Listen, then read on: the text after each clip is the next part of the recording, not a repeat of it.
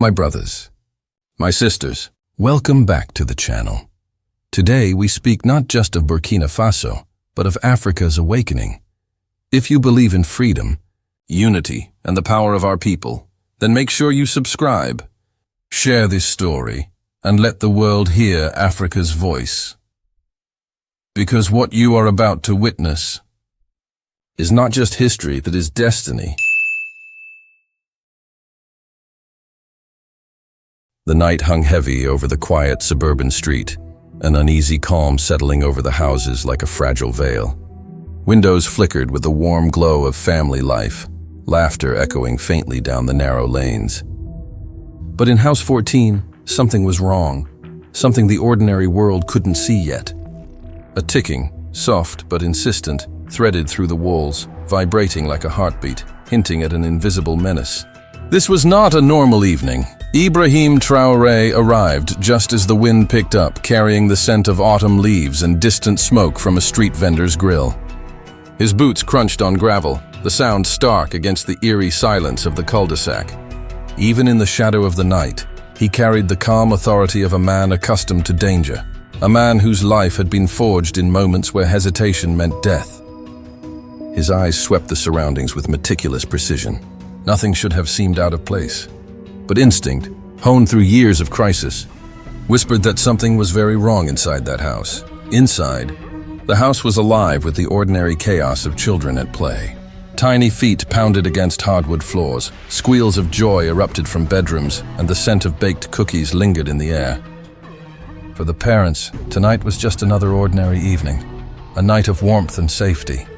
But for Traoré, it was a race against unseen time. A single misstep, a single second lost, could turn laughter into screams, warmth into tragedy.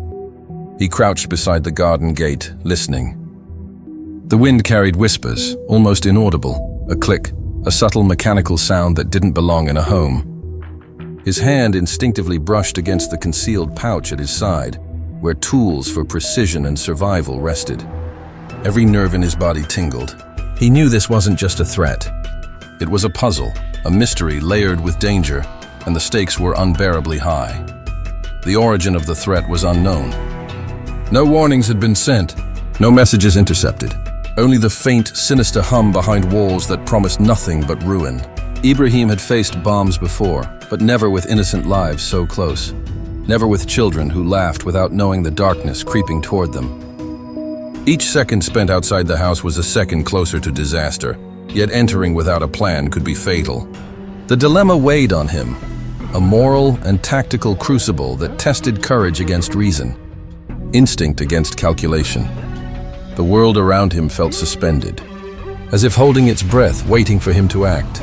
He moved slowly, deliberately, scanning the front of the house for anomalies, a displaced flower pot, a window slightly ajar, the faint shimmer of metal reflecting the porch light. Nothing seemed amiss to the untrained eye, but Ibrahim's senses were finely tuned instruments. He noted every detail, every shadow, every irregularity. Somewhere inside, a mechanism waited, patient and deadly, counting down in silence. Traoré had not always been in the line of fire.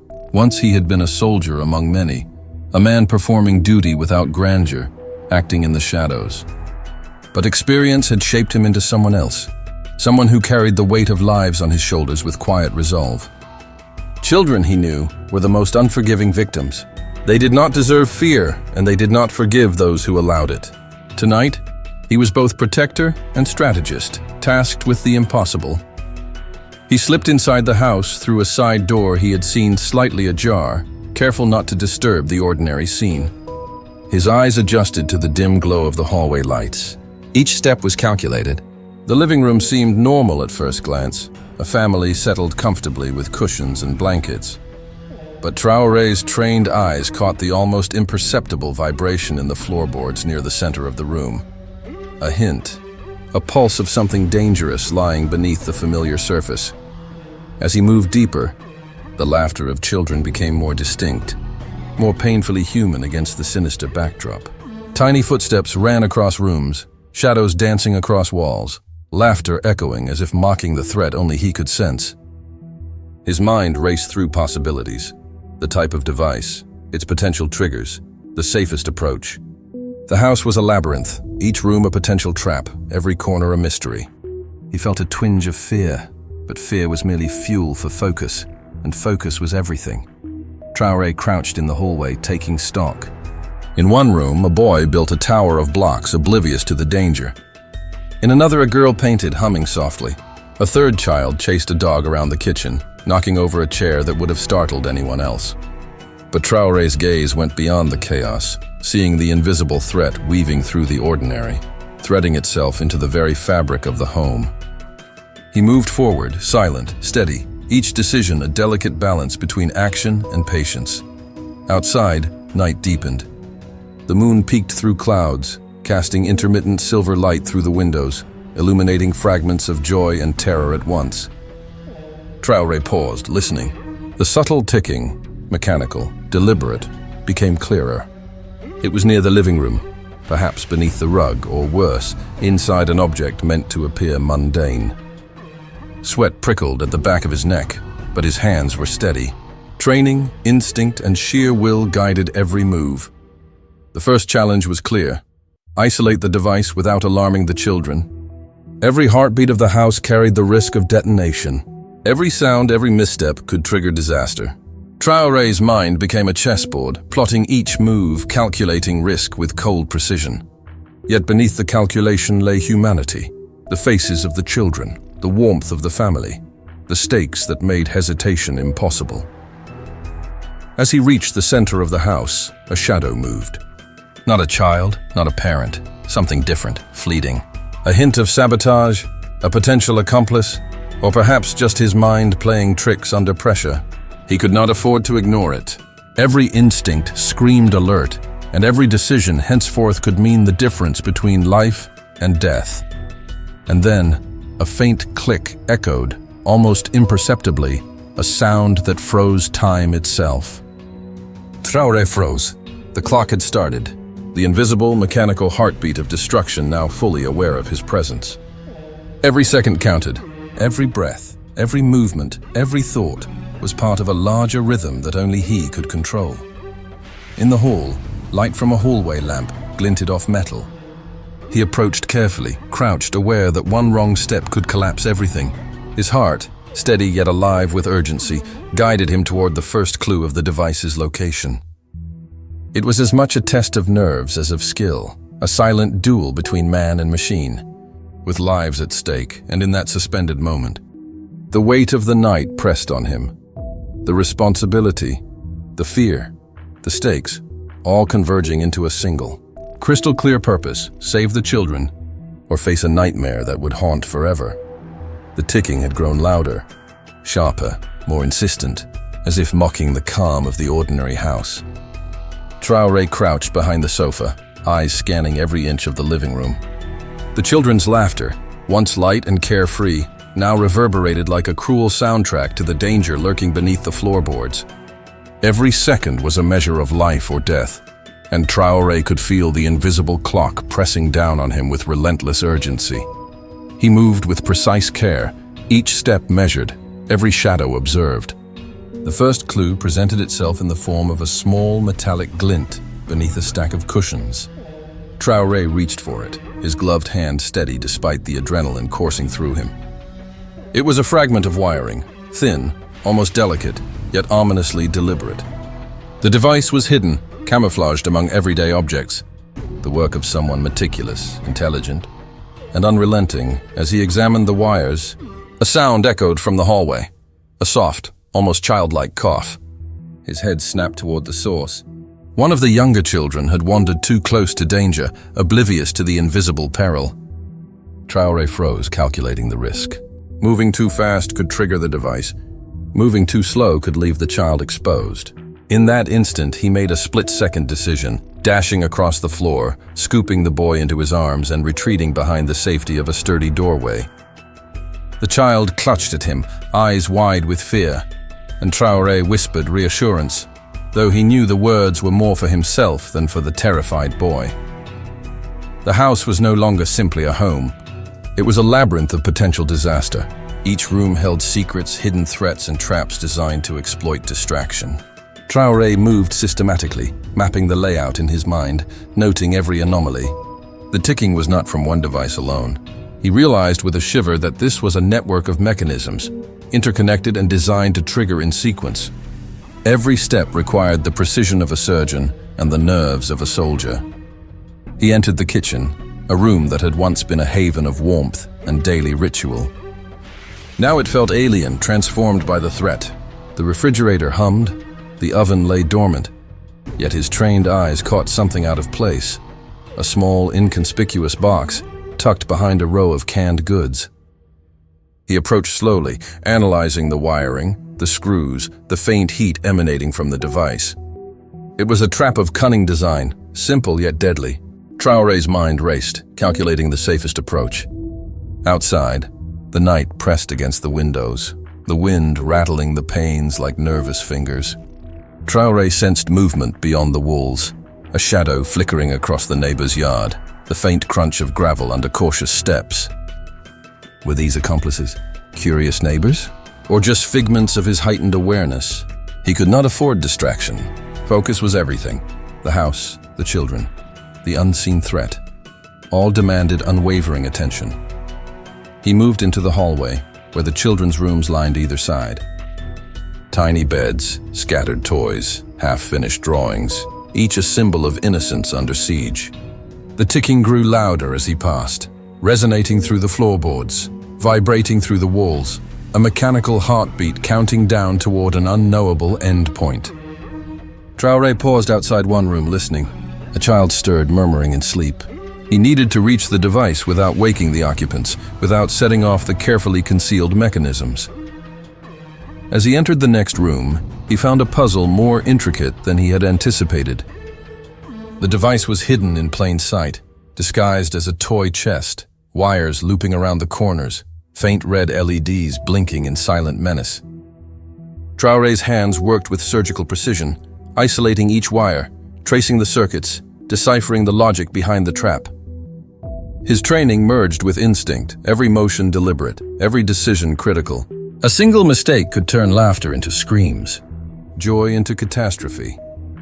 The complexity of the devices suggested someone with intimate knowledge of both mechanics and psychology, someone who understood that fear itself could be a tool, that chaos could be engineered. Traoré's mind catalogued every detail, noting the timing, the triggers, the hidden contingencies. The house was no longer just a physical space. It was a battlefield, a test of wits and nerve, and he was its lone defender. Suddenly, a faint vibration ran through the floorboards. Traoré froze. The children were unaware, but he could feel the threat like a pulse through the very foundation. The device had shifted, perhaps triggered by a slight misstep. He adjusted his approach, moving slowly, deliberately, repositioning tools, calculating angles, and minimizing pressure points. Sweat beaded on his forehead, but his hands were steady, his mind sharp, unwavering. Outside, the world remained oblivious to the danger within. Streetlights flickered, a dog barked in the distance, and the faint hum of the city reminded him that life went on even in the shadow of imminent disaster. Traoré's thoughts briefly flickered to his own family, to the countless innocents he had sworn to protect over the years. The weight of responsibility pressed upon him, heavy and unyielding. Yet there was no time for hesitation. Every second lost was a second closer to catastrophe. He moved into another room, where the ticking became more pronounced. The children's laughter had faded into uneasy silence, an instinctive understanding that something was amiss. Traoré examined the final device, the most dangerous of them all, hidden beneath a pile of books and toys. It was a masterwork of lethal design, a timer intertwined with pressure sensors, a combination of triggers meant to punish even the smallest mistake. His mind raced, calculating probabilities, tracing wires, predicting outcomes. Each motion was a negotiation with fate itself. He paused, listening, feeling the subtle vibrations through the floor, mapping the mechanics of destruction in his mind. The children stirred, sensing his presence, drawing comfort from the calm authority he radiated, despite the storm of danger around him. And then, another complication arose. A power fluctuation caused lights to flicker, shadows dancing across walls, wires momentarily illuminated in harsh relief. Traoré's heart pounded, but he remained composed. He adjusted his strategy, incorporating the new variables into his calculations. Every sense was heightened, every nerve alert. Failure was unthinkable. Lives depended on his precision, his courage, his ability to remain calm when all else threatened chaos. The devices were now partially disarmed, but one final step remained, the trickiest, the most delicate maneuver of all. Traoré's hands moved with meticulous care, his eyes tracing the intricate layout of wires, sensors, and triggers. One wrong move, one miscalculation, and the house could erupt into disaster. His focus was absolute, mind and body synchronized in a single vital purpose: to save the children, to prevent the nightmare from becoming reality. As he worked, subtle noises hinted at another mystery. Footsteps outside the windows, a shadow that moved too quickly, a faint whisper of movement in the distance. Was there an accomplice observing him? A rival intent on ensuring failure? Traoré could not know for certain. All he knew was that the house, the children, the fragile pulse of life inside depended entirely on his skill, his courage, his unwavering presence. Minutes stretched into hours, though the ticking of the devices suggested only seconds. Every motion was amplified, every decision a negotiation with fate. Traoré's mind catalogued every wire, every sensor, every hidden threat. He adapted to changing circumstances, corrected miscalculations, and anticipated dangers the designers of the device had likely never imagined. The suspense was palpable, a tension that gripped both his body and spirit. Finally, after painstaking care and nerve-wracking precision, he reached the point where the devices were nearly neutralized. The house seemed to breathe with relief, though the tension still clung to the walls. Yet the mystery was not entirely solved. Subtle anomalies suggested there might be another layer, a hidden contingency designed to punish overconfidence. Traoré's instincts told him to proceed with caution, to trust nothing, and to prepare for the unexpected. The children remained unaware, playing quietly under his watchful eye, safe for the moment but still dependent on his vigilance. The ordinary innocence of their lives contrasted sharply with the extraordinary danger Traoré faced. Each child's smile, each laugh, each glance of trust reinforced his resolve, transforming fear into purpose. He was not merely disarming a machine, he was defending hope itself, a fragile, vital force that depended on courage, skill, and unwavering determination. As Act 2 draws to a close, the house has been partially secured, but the ticking remains, subtle and insistent. Traoré knows the final challenge awaits, the device that could not be neutralized by skill alone, the last hurdle that will test every ounce of his resolve.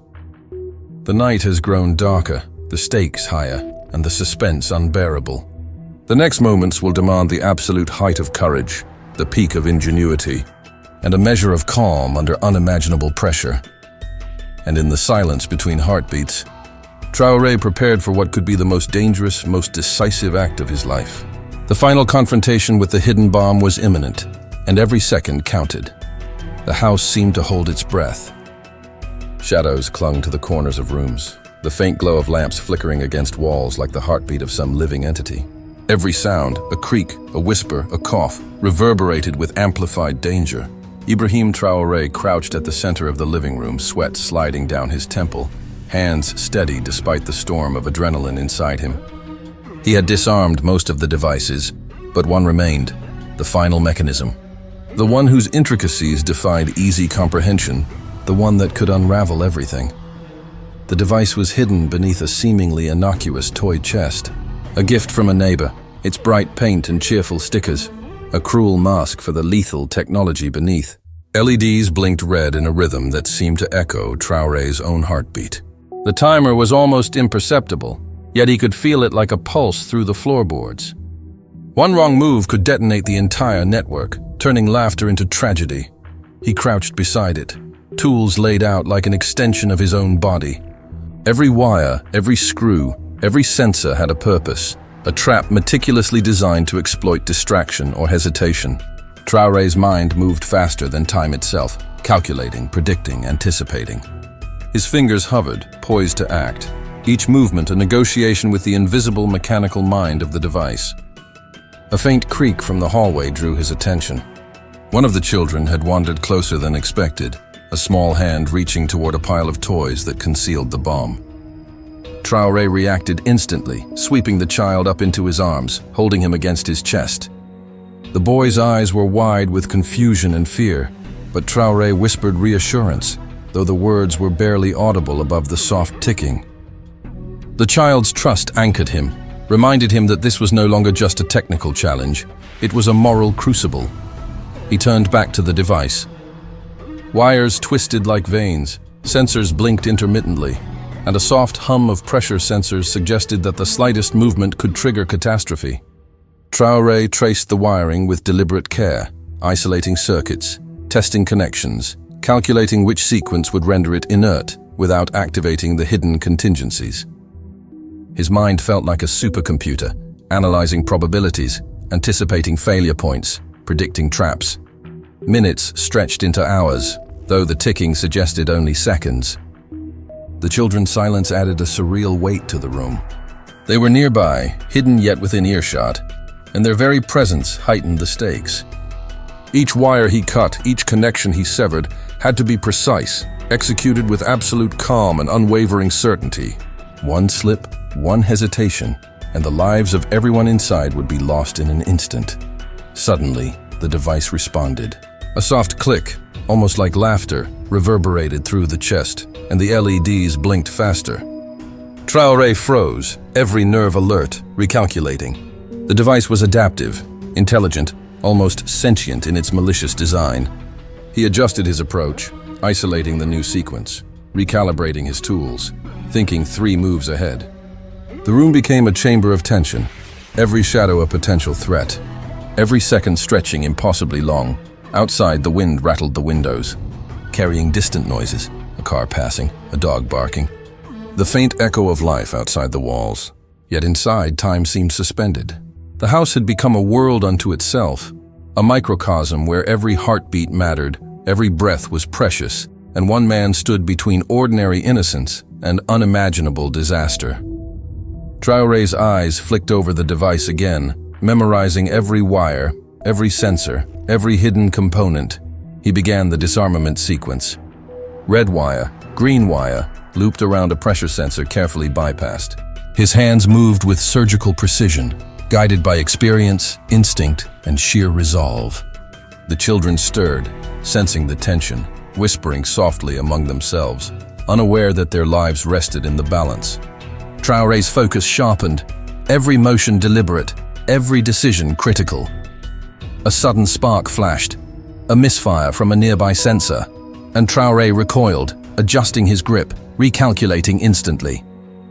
The device was responsive, reactive, almost taunting him. But he pressed forward, each motion a delicate negotiation with death itself. Sweat ran down his brow, dripping onto the floorboards, yet his hands remained steady. His mind raced, anticipating each potential contingency, each hidden trap, each deadly outcome. Then came the final sequence, the most intricate, the most delicate. A maze of wires intertwined, some leading to sensors, some to timers, some to fail-safes designed to punish error. Traoré traced each wire with meticulous care, pausing only to analyze, to anticipate, to prepare for the unexpected. The ticking grew louder, more insistent, a mechanical heartbeat synchronized with his own. In a sudden moment of clarity, he identified the final trigger, a hidden loop beneath a panel that connected all devices, a final safeguard meant to explode if tampered with incorrectly. Traoré's fingers hovered over the wires, tools poised. Time seemed to freeze. Every instinct, every ounce of training, every heartbeat converged on this single, decisive act. He cut the wire with exact precision, bypassing the sensor, neutralizing the fail-safe. The room fell silent. The ticking stopped. Traoré exhaled, muscles relaxing, though his body remained alert. He had done it. The devices were neutralized. The danger had passed. But the moment was not just about technical skill, it was about courage, resolve, and the unyielding will to protect life at all costs. He turned to the children, still hiding, eyes wide with confusion and awe. He guided them gently, speaking softly, his calm authority restoring their innocence in an instant. Laughter returned, timid at first, then gradually, a triumphant affirmation that the nightmare had ended. Families embraced, relief washing over them like sunlight breaking through clouds. Even outside, the world seemed to exhale. The wind softened, the night quieted, and the ordinary hum of life returned. Traoré stood in the center of the living room, surveying the aftermath, not as a soldier or a hero, but as a man who had stared into the abyss and returned with life in his hands. The mystery of the bomb, the tension, the danger, had all converged in that one climactic confrontation, and he had prevailed. Yet even in victory, Traoré understood the fragility of life. The danger had been real, the threat formidable, and the margin for error razor-thin. Every child saved, every life preserved was a testament to vigilance, courage, and unyielding moral resolve. He reflected on the events, aware that heroism was not just in skill, but in conscience, in the quiet moments of decision where courage and ethics intersected. The house, once ordinary and filled with simple joys, had transformed into a theater of human resilience. Shadows of fear had been replaced by the light of safety. The children's laughter returned, echoing off the walls like a victorious refrain, a song of survival and hope. Traoré allowed himself a moment to breathe, to acknowledge the depth of what had been achieved, the lives preserved, and the subtle transformation of fear into triumph. As the night deepened, he knew that the experience would linger, not as trauma, but as proof of what vigilance and courage could accomplish. The climax had demanded every ounce of his skill, every heartbeat of his resolve, every fraction of his moral courage, and he had prevailed. The final tension dissolved, replaced by quiet celebration. Parents embraced, children played, and the ordinary rhythm of life resumed. But beneath it all remained the silent truth. One man had stood against invisible terror, faced death and complexity with unwavering courage, and preserved innocence in the most extraordinary of circumstances. And as Traoré stepped outside into the cool night air, he felt the weight lift, if only slightly. The storm of danger had passed, but the story, the legacy of courage, vigilance, and moral resolve, would linger long after the night. Every life saved, every heartbeat preserved, was a testament to what it meant to act when all seemed lost. The night air was calm now, a gentle breeze rustling the trees outside, carrying with it the faint scent of flowers and the quiet hum of life returning to normal. Inside House 14, the tension that had gripped every corner, every shadow, and every heartbeat had dissolved like fog in the morning sun. The devices lay inert, harmless, yet the memory of their threat lingered like a ghost.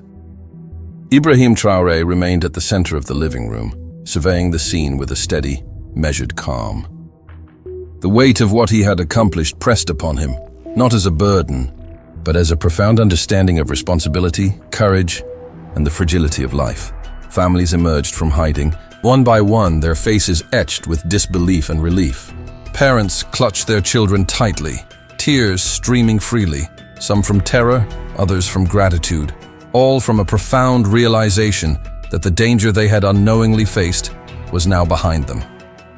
Traoré observed them, quiet, composed, yet internally resonant with the emotional gravity of the moment. Each embrace, each whispered reassurance, each shivering breath of relief reinforced the magnitude of what had been accomplished. The children, once oblivious to the peril surrounding them, now looked up at him with wide, innocent eyes. Some clung to their parents, uncertain, yet sensing the presence of someone who had altered the course of the night.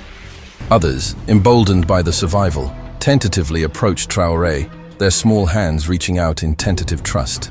He knelt to their level, smiling softly, his eyes conveying reassurance and calm. "It's safe now," he seemed to say without words, the quiet strength of his presence speaking louder than any verbal promise ever could. Outside, neighbors began to gather, drawn by the faint echoes of chaos now transformed into relief. Word spread quickly, and the atmosphere shifted from one of fear to cautious celebration. The story of what had transpired, a lone hero navigating a labyrinth of lethal traps to protect the most vulnerable, began to take shape in whispered conversations and awed glances. Traoré's actions were not yet recognized widely, but the ripples of bravery had begun, spreading through the community like light piercing through darkness. He walked through the house, systematically ensuring that every corner was safe, every device accounted for, every hidden threat neutralized. The meticulous care with which he had approached the challenge had paid off, preserving life and order in equal measure. Yet he did not linger in triumph. Traoré understood that heroism was not about recognition or praise. It was about action, about doing what was necessary when ordinary people could do nothing. As the dawn approached, the first light of morning filtered through the windows, casting soft beams across the rooms. The children's laughter returned, timid at first, then growing in confidence, a symphony of life restored. Parents began preparing breakfast, their movements hesitant, but filled with renewed purpose. The ordinary rhythm of domestic life resumed, yet everything was subtly altered. The night had tested them all, and they had survived, thanks to one man's courage. Traoré stepped outside, breathing in the cool, crisp morning air. The street, once quiet and unaware, now held a sense of reverent awareness. Neighbors emerged, offering nods of respect, small gestures of gratitude, and tentative smiles. Some approached to shake his hand while others simply watched, awestruck. He accepted nothing, thanked no one, his satisfaction silent, internal. The act itself, the preservation of life, was enough. He thought back on the sequence of events, the hidden devices, the children in danger, the shifting shadows, the moments of near catastrophe, and understood the depth of what had occurred. Every decision had been a negotiation with fate, every movement a test of courage and skill. The complexity of the threat had been matched only by the simplicity of his resolve: protect life at all costs. And he had succeeded. The families began to share their stories, recounting moments when fear had almost overwhelmed them, when hope seemed distant, when the ordinary world felt like it had collapsed. Yet Traoré's presence, his calm, decisive action, had restored balance, had turned potential tragedy into triumph. The community began to recognize the power of courage, the value of vigilance, and the profound impact of one individual's moral conviction. Even as life returned to normal, subtle traces of the night remained. The faint hum of neutralized devices, the slight disarray of rooms, the lingering tension in the air, all reminders that danger can appear anywhere, at any time, and that courage is often the only shield against chaos. Traoré walked slowly, ensuring that each child was safely with their parents, each room secure, each heartbeat accounted for. His role was not yet complete until the ordinary world was restored fully, and then came the moment of quiet reflection. He paused at the front of the house, looking back at the living room where so much had occurred. Light streamed in, illuminating the ordinary toys, the scattered blocks, the drawings on the walls, symbols of innocence that had been preserved. A smile, faint but genuine, touched his lips. He knew that this night would not be forgotten, not by those who had lived it, and not by the silent community that had observed the unfolding heroism. Beyond the house, the world seemed to exhale. Birds began their morning songs, distant traffic resumed its rhythm, and life in all its ordinary beauty continued. Yet for those within House 14, and for Traoré himself, life had been transformed. Danger had been confronted, terror had been met with courage, and innocence had been preserved. The ordinary and extraordinary had collided, leaving a legacy of vigilance, hope, and moral fortitude. Traoré turned away from the house, his silhouette framed by the soft dawn light. The streets, once dark and foreboding, now seemed full of possibility. His mind reflected on the weight of responsibility, the fleeting nature of life, and the profound difference a single individual can make when courage is chosen over fear. The children's laughter followed him like a melody, a reminder of what had been saved and why courage mattered. And in the quiet aftermath, one thought lingered, rising above the ordinary hum of life. In the face of darkness, could one man's courage change the fate of many? The answer had been proven, silently and definitively, in the preserved laughter of children, in the embrace of relieved parents, and in the calm, steady resolve of a man who had faced death and emerged victorious. The story would not end here. The night's events would ripple outward, inspiring others to recognize bravery, vigilance, and moral conviction in their own lives. The heroism of Traoré, quiet yet undeniable, had transformed a moment of terror into a testament of hope. Life had been preserved, darkness had been confronted, and the ordinary world had been reminded that courage, above all, is a force that shapes destiny. As the sun rose fully, painting the streets in warm light, Traoré continued his walk, disappearing into the day, leaving behind a legacy not of fame but of preserved life, inspired community, and hope rekindled. The house was ordinary again, the children safe, and the world slightly better for one man's unwavering courage. And somewhere, in the quiet spaces between ordinary life and extraordinary heroism, the question remained, unspoken yet resonant. In a world where danger can strike unseen, who will rise to protect innocence and when?